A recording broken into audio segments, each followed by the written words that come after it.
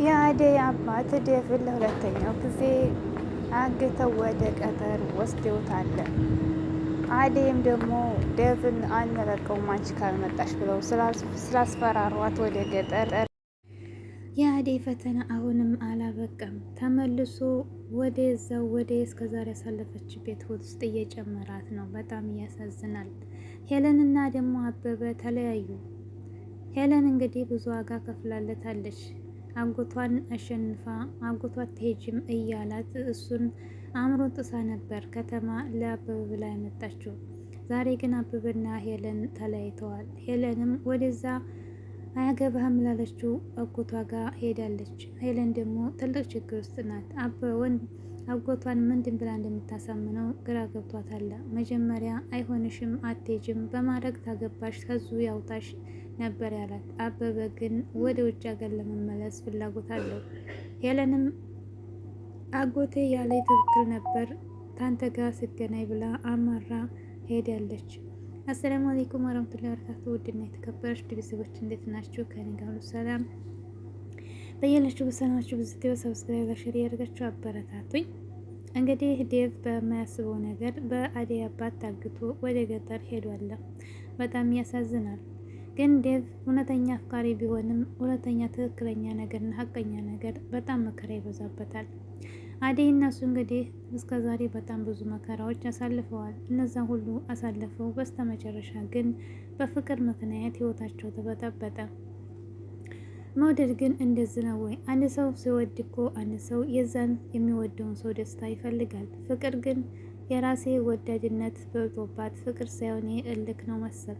ፍቅር ህይወቱን ልታስቀምጠውና እሱ የራሱን ህይወት እንዲኖር አልተወቹም። ምክንያቱም ሁሉም ወደው ጨርሰው ነበር። የአደይና የዴቭ ሰርግ እየተጠበቀ ሚዜዎቹን አዘጋጅቶ ተጨረሰ በኋላ ፍቅር ናት ይህን ህይወቱን ያበላሸችበት። ምክንያቱም እናቱን ደውላ ነይና ልጅሽ የሚያገባትን ሴት እኛ ቤት ሰራተኛ ሆነች ነበረች መጀመሪያ የልጅሽ ሚስት አያት ብላ ባልደወለችበት እስካሁን አደይና ዴቭ ሚስትና ባልሆነው ሰርጋቸውንም ሰርገው ማድረጋቸውን አይተው ነበር። ነገር ግን አንዳንድ ጊዜ ምቀኛ ሲኖር ህይወት እንዲህ ናት። ፍቅር እንግዲህ ብዙ መከራዎችና ብዙ በደሎችን በአደይ ላይ አድርሳለች። ዴቭንም በጣም አስቸግረው ብዙ መከራ አይቷል። ያ ሁሉ አሳካላት ሲል ግን መጨረሻ ላይ በዚህ መልኩ ጎዳቻቸው። ዴቭ አሁን ላይ በጣም አስቸጋሪ ውስጥ ነው። ሳያስበው በአደይ አባት ታግቶ ሄዷል። ለምንስ ሊሆን እንደዚህ ያደረጉት? አሁንም የአደይ አባት ቂሙን አልተውም ማለት ነው።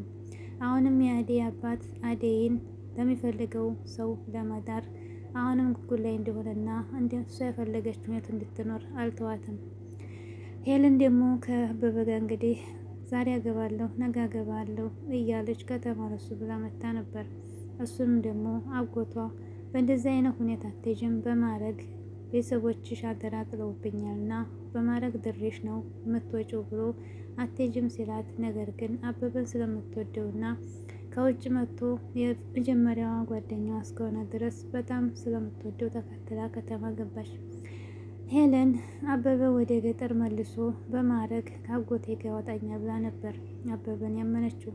አበበ ግን ደግሞ በአንዳንድ በጠላቶቹ ምክንያት እዚህ ሊረጋጋና ሊኖር አልቻለም። ወደ መጣበት ወደ ውጭ ሀገር ሄለን ይዞ መሄድ ነበር ፍላጎቱ።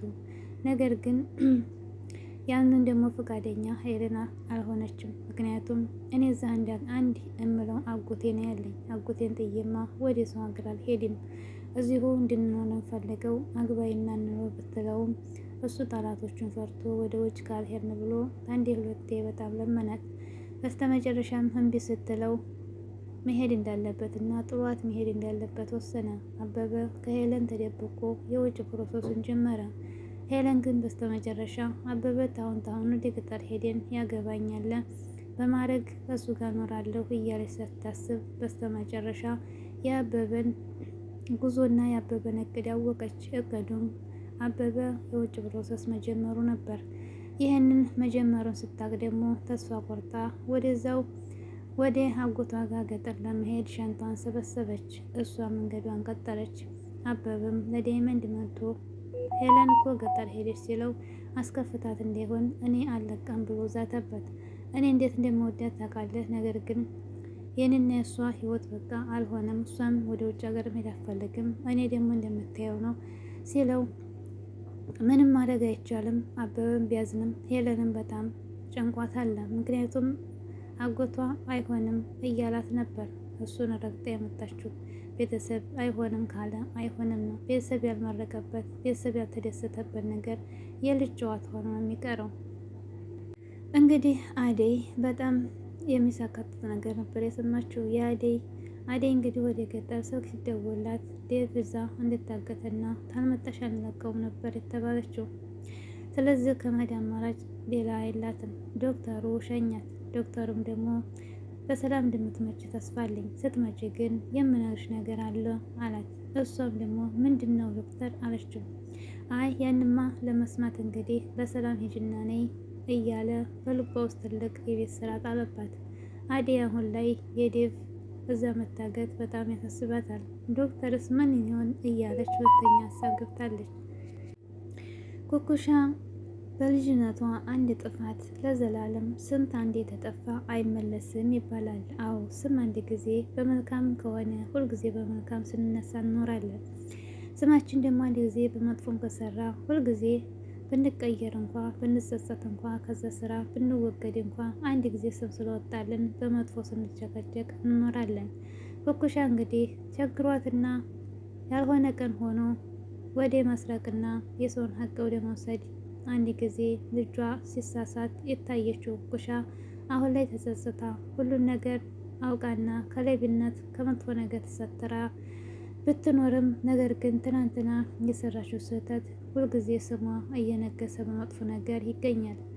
ኩኩሻ እንግዲህ ተሳስታ ባደረገችው ነገር እና ደግሞ ስትሰርቅ በታየችው ነገር ትናንትና በጠፋችው ዛሬ በተጸጸተችበት አሁንም ስሟ በመጥፎ ይነሳል። ይሄ ስሜት ደግሞ ለሷ በጣም ከባድ ነው። ትናንትና ሳታውቅ በሰራችው ነገር ዛሬ ሁልጊዜ ህይወቷ አንቺ ሌባ ነሽ እየተባለች መባሏ በጣም ለሷ የውስጥ ስቃያ ነው። ዳይመንድ እንግዲህ ስራ ካለ ፈልግልኝ ስትለው አይ እኔ ለሰራተኛ መለመላለሁ እንጂ ሌባንማ አላሰማራም ማለት። እሷም ሁለተኛ ሌባ እንዲያትለኝ እኔ አይደለሁም ያ ቀን አልፏ ተጸጽቻለሁ ይህን ነገር እንዲያትለኝ ብላ ደጋግማ አስጠንቅቀዋለች። በንዴት የውስጧን ቁስል ሁልጊዜ እንዴት አንዴ ባጠፋው ሰው ዘላለም መጥፎ ይባል እያለች ብዙ ጊዜ ታለቅሳለች። እሱንም ደግሞ እንደዛ ሲላት በስሜት ፈረከሰችው። አንዳንድ ጊዜ መጥፎ ነገር ከታየብን ብንቀየር እንኳ የስማችን አይቀየርም።